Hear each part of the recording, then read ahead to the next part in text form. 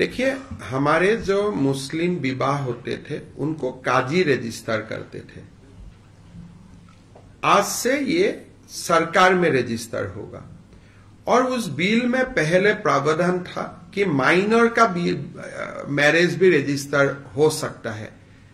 आज से माइनर का शादी रजिस्ट्रेशन नहीं होगा।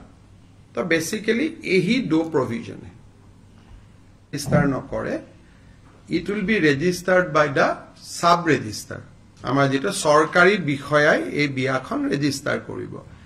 किन्तु बिया सम्पन्न करार जेतु अधिकार सकलो धर्मरे आछे। बिया जेनेके हिंदू बामुने बिया पाते, शंकर संघत तेओलोकर नियमत बिया हय।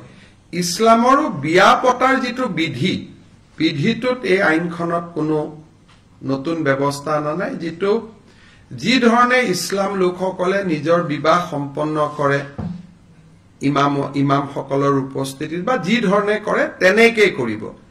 Only restriction is on registration.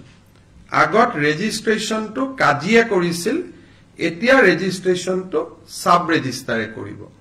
আৰু আগতে মাইনৰৰো বিয়া ৰেজিষ্টাৰ হৈছিল, এতিয়া মাইনৰ ছোৱালীৰ বিয়া ৰেজিষ্টাৰ হ'ব নোৱাৰে। গতিকে এই এটা আমাৰ ইম্পৰ্টেন্ট সিদ্ধান্ত এটা আজি অনা হৈছে।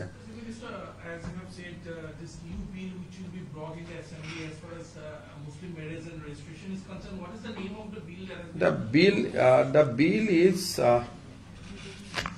bill is the Assam Compulsory Registration of Muslim Marriage and Divorce Bill 2024. Register no kore, it will be registered by the sub register। आमार जेटा सरकारी विषयाय ए बियाखन रेजिस्टार करिब।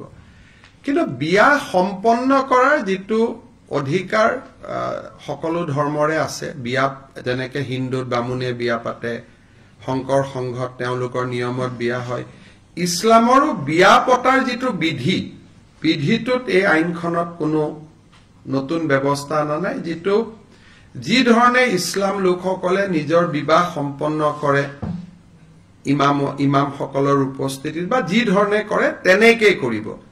Only restriction is on registration.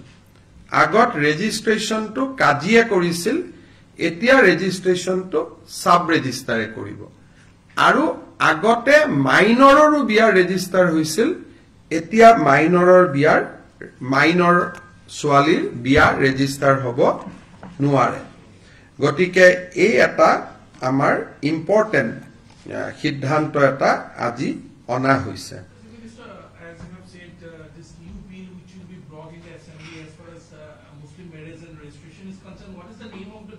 The